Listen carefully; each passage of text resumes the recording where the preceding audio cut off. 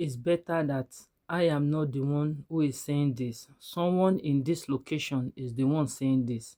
I would like to you guys to watch this video and know where you stand in Nigeria. Because if you are pointing out that the Fulanis, all of them, they are left behind, these people by themselves are the one who left their people behind. Until the Arewa youth. Anybody who see this video, please continue to share this video to Arewa youth so that they will know where they are, that they are inside of the fire. I'll probably get cancelled for making this video, but I'll still make it anyway. You see, northern governors sponsoring mass weddings with billions of public funds might be the most backward activity and use of public funds I've ever seen in my life. But this didn't start yesterday. So let's retrace a little. Let's go back to 2012. Now, in 2012, the then Kano State Governor Rabiu Musa Kwankwaso started what would become the most expensive and persistent social program in northern Nigeria's recent history.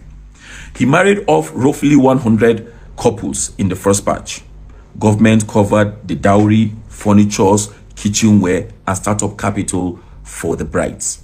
The framing was simple: reduce poverty, promote family stability, and fight social vices.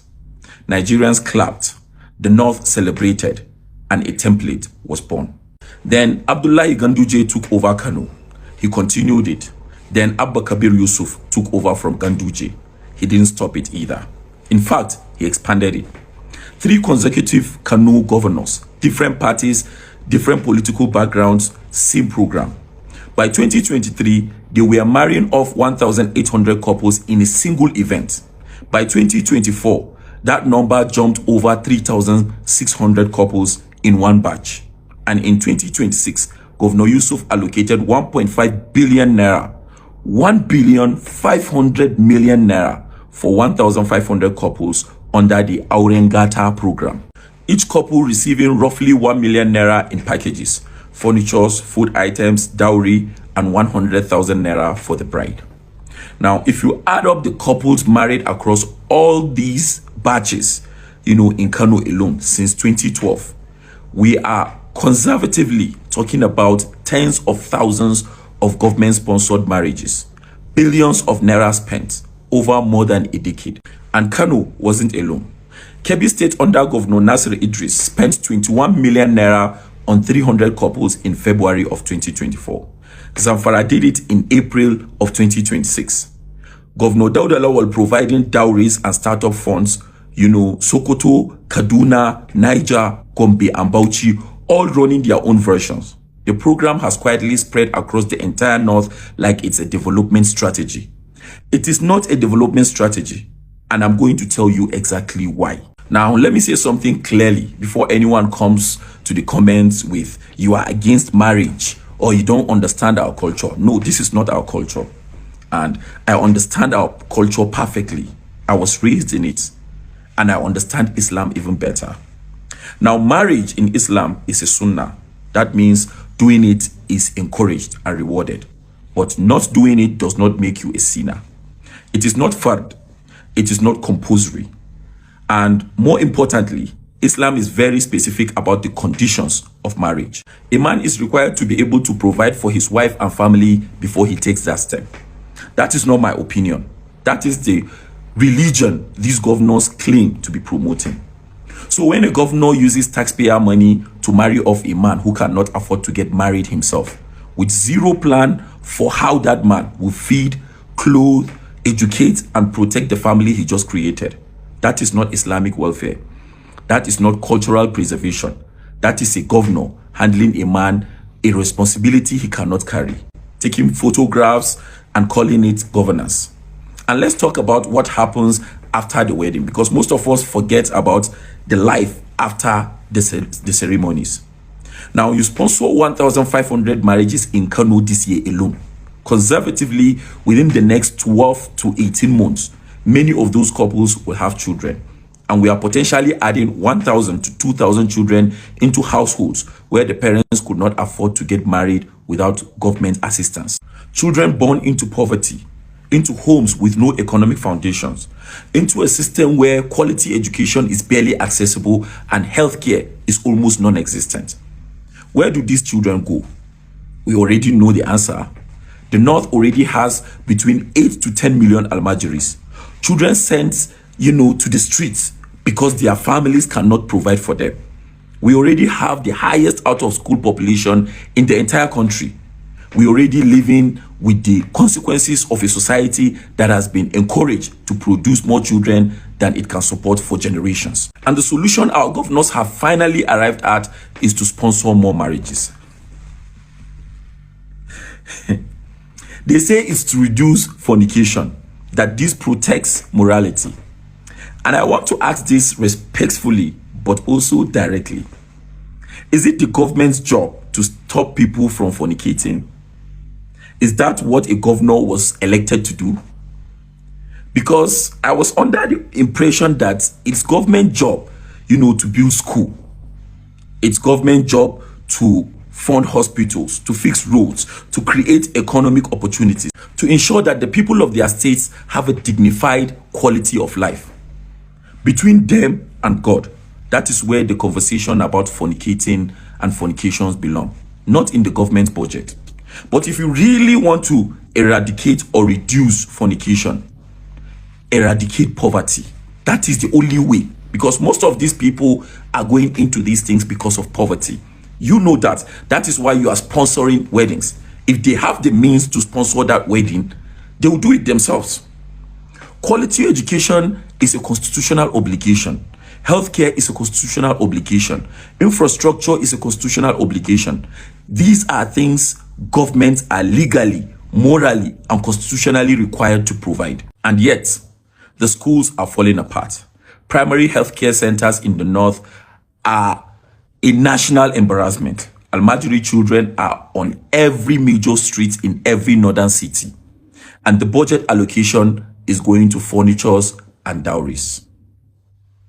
I also want to say something about where some of these marriages end up, because that's the truth. Now, a significant number of these government-sponsored marriages end up in divorce within few months, because two people were rushed into a life together with no proper foundation, no economic stability, no real preparation, just a ceremony and a furniture package.